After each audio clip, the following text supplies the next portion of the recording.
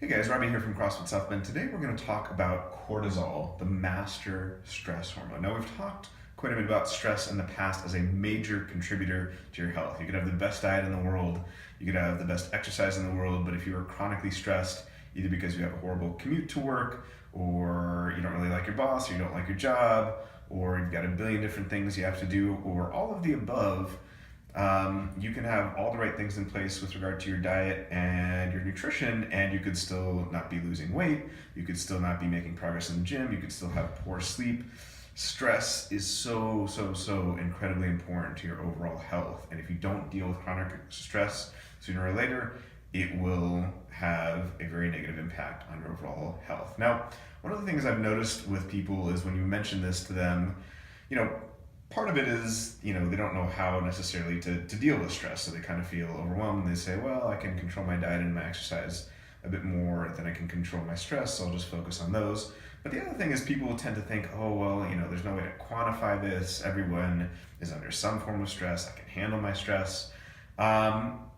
Cortisol is an objective measure. It's the biochemical underpinning for a lot that goes on in our stress response. And you can objectively measure this at different times of the day and see objectively whether your levels are in an appropriate range or not. And if they're not in an appropriate range, whether you feel stressed or not, your health is not in a good place. So, a lot of people will say, well, I don't feel stressed. And then you look at their test results for, free cortisol or something like that, and they tend to be out of range for one reason or another. So this is something that you can objectively measure.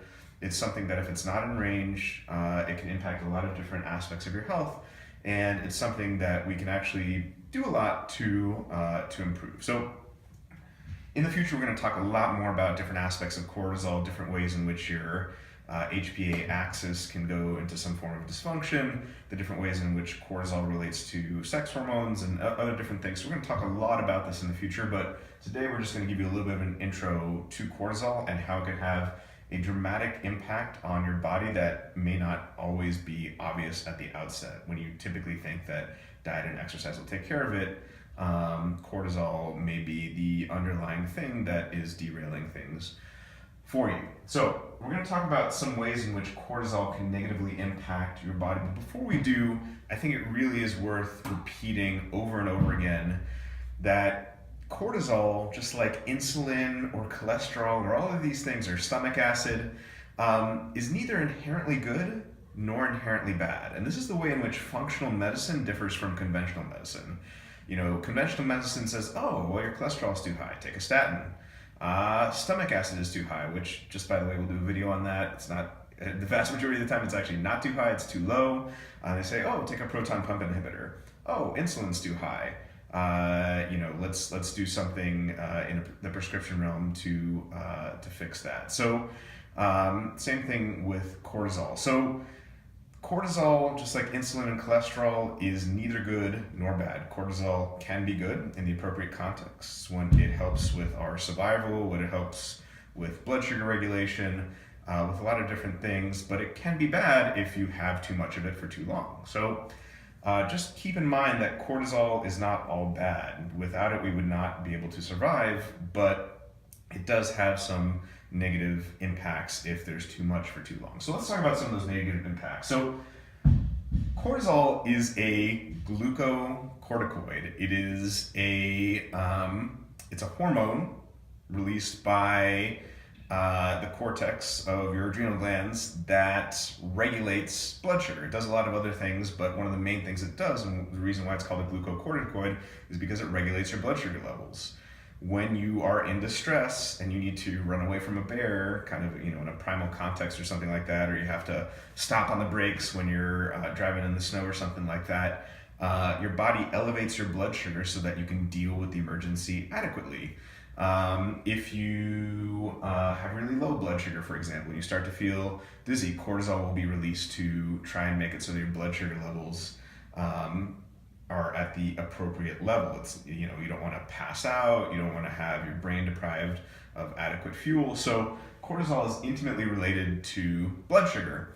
And one of the reasons why our cortisol is so dysregulated is because, as I've talked about before, if you eat a nutrient-poor, carb-rich, sugar-rich diet, your blood sugar will be on this roller coaster throughout the day where it's just kind of going up and down and up and down and up and down, and you get this big boost of blood sugar from eating a sugar-rich food, and then you get a crash, and then cortisol needs to be released by your adrenal glands to deal with that crash. Your body doesn't like your blood sugar being either too low or too high, and when it's too low, as typically happens in reactive hypoglycemia, your body will release cortisol and see it as a threat, as a stress that needs to be dealt with. So, if you get your blood sugar tested and it's, fasting higher than really 90, but, kind of in the medical world, maybe 100 or something like that, on a regular basis, not just as one reading, you're starting to flirt with not good things happening. So,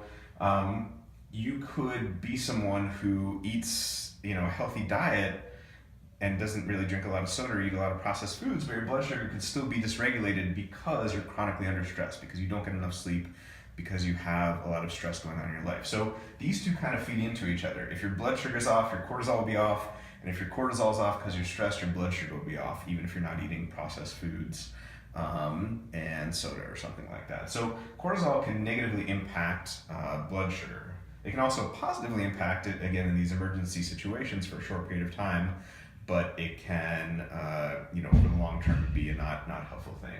Let's talk about inflammation. So cortisol is actually, in one instance, potently anti-inflammatory. When people say they're taking steroids, what they're typically talking about, unless they're talking about, some sort of bodybuilder taking anabolic steroids, they're talking about corticosteroids as a way to minimize inflammation. This is what people with autoimmune diseases are typically prescribed by the medical establishment to reduce inflammation.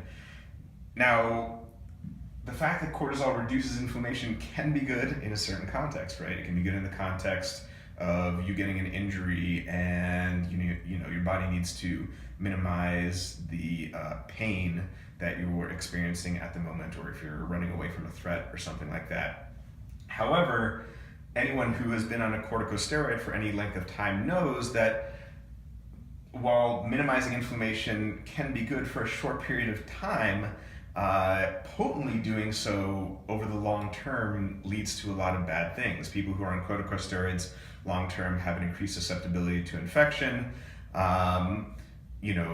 When you have excess cortisol, your body's kind of in this stress state, and it's not as focused on repair of your tissues. It's not as focused on proper digestion. That's a big consequence of having too much cortisol. So a lot of different body systems tend to not do well when there's kind of an excess of cortisol. So cortisol can, in one instance, be potently anti-inflammatory, but again, as anyone who's taken corticosteroids for a length of time knows, it can actually be potently inflammatory in one sense, that it's kind of breaking down body tissues, and it's leading to excess stress because it's only supposed to be there for a short period of time, not kind of chronically elevated for this longer period.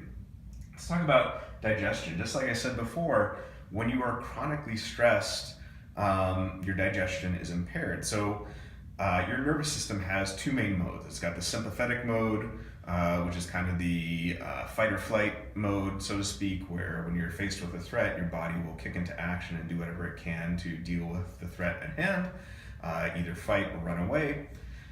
It also has the parasympathetic system, which is the rest and digest. When you are chronically in a state of stress, it is very hard for your body to properly digest things and absorb the nutrients that you're taking in through your food, assuming you're eating a nutrient-dense diet. Why? Well, it makes a lot of sense. When we have kind of these primal systems in our body that are meant to help us deal with threats, and if you're worried about running away from a bear, or if you're worried about, a number of different things, most of us aren't worried about running away from a bear these days, but when we worry about a project getting done on time, or getting to work on time, or about our boss yelling at us, that elicits the same stress response that we would have previously had in this different context, and your body prioritizes dealing with the stress over digesting things properly.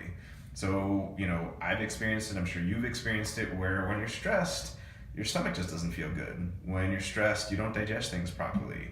So cortisol can negatively impact your digestion in that way, and in that way it can impair the proper absorption of nutrients.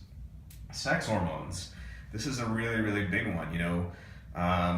Both men and women are worried about at a certain point their testosterone being low, or their estrogen being low, or their libido being low, which are all tied into these things. And the standard, medical way of looking at this is, oh, your testosterone's low. Here, take some testosterone.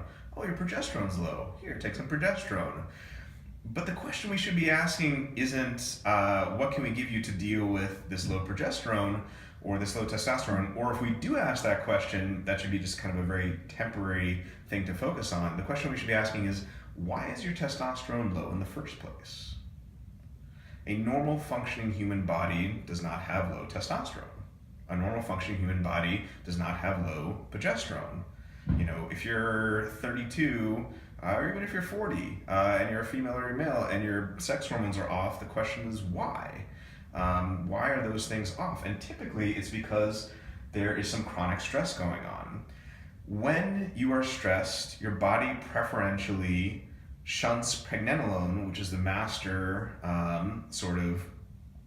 it's the mother of all steroid hormones, both cortisol and DHEA. Your body shunts pregnenolone, which would normally go to produce DHEA and then testosterone and estradiol and estriol and so on and so forth, and it shunts that over to a pathway where cortisol is preferentially produced. This is why biochemically, if you are chronically stressed, you have low libido. This is why if you're chronically stressed, you have symptoms of low testosterone. This is why if you're chronically stressed, you might have symptoms of low estrogen, in particular estradiol. So sex hormones are intimately related to the cortisol production and kind of this master stress hormone that we have. And this approach of, hey, your testosterone's low, take some testosterone, is just symptom control.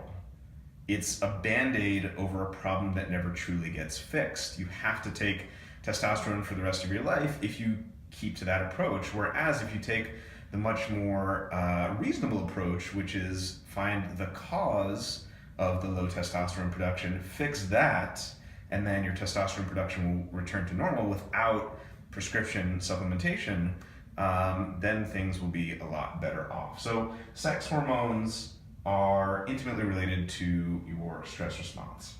And then lastly, muscle building and recovery. Cortisol is a catabolic hormone. What does that mean? It means it breaks down body tissues. So, and we need this to happen, right? When you work out, you are essentially breaking down your body's muscle tissues. You don't actually build any muscle while you're working out. You build muscle tissue when you recover from working out. That's when you need your anabolic hormones, not some thing that you buy from some dude at the gym to inject, something that we naturally all produce, DHEA, which then leads to testosterone and estradiol. So it's a natural balance in the body between cortisol, which is catabolic and it breaks down body tissues, and DHEA, which is anabolic and builds up body tissues. But if you have an excess of cortisol, which is catabolic, and a deficiency of DHEA, which usually accompany each other, it's going to be very, very difficult to build muscle. It's going to be really, really, really difficult to recover from workouts. So, people will typically ask in this situation, oh, I'm not following the right exercise program. What should I do?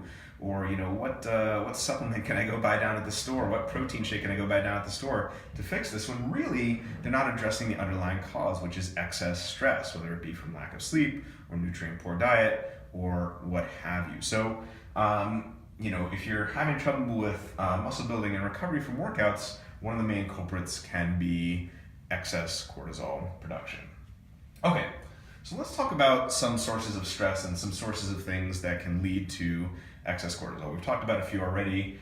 I think one of the main ones that we all recognize is mental emotional stress, right? Loss of a job, divorce, having a kid, not getting enough sleep, all these different things are sources of stress.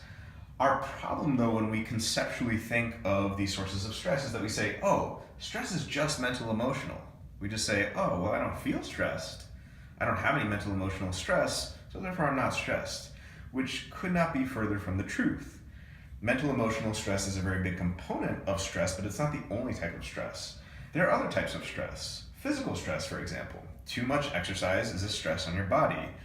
We love CrossFit here, we coach CrossFit here, but if you're doing CrossFit 7 days a week, you are doing too much exercise. You are not allowing your body to recover. If you're doing pretty much any other form of exercise 7 days a week, you're doing too much exercise. If you're working out 3 or 4 times in the day, unless you genetically have some amazing recovery capacity, which very, very few people have, you're doing too much exercise. And that can be a stress on the body that leads to excess cortisol production.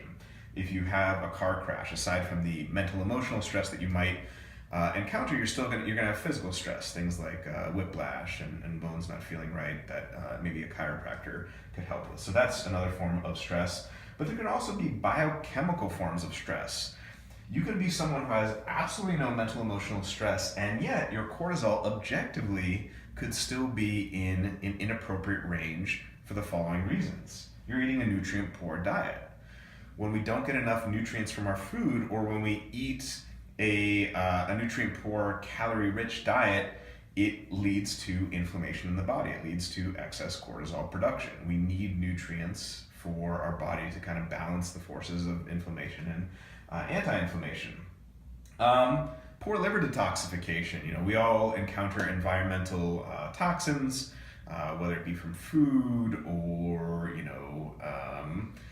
household cleaning products, or for women, lots of makeup and body care products, all these different things. That is a stress on your body. It can lead to excess cortisol production, whether you feel mentally or emotionally stressed or not. Blood sugar imbalance, as we discussed before. You could be the most zen person in the world who doesn't have a care in the world, but if you're eating stuff that's making your blood sugar go on a roller coaster, your cortisol will not be in the appropriate state. If you have gut pathogens, things like H. pylori or Giardia or Candida, things that the typical Western medical establishment doesn't really do too much with. The Western medical establishment typically says, oh, well, what we get is acute pathogens, and what we need is to take antibiotics for those, and once we take antibiotics, it's all just fixed and cleared.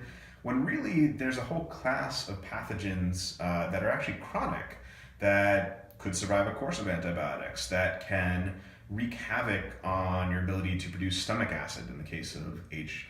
pylori, or could lead to chronic yeast infections in the case of Candida.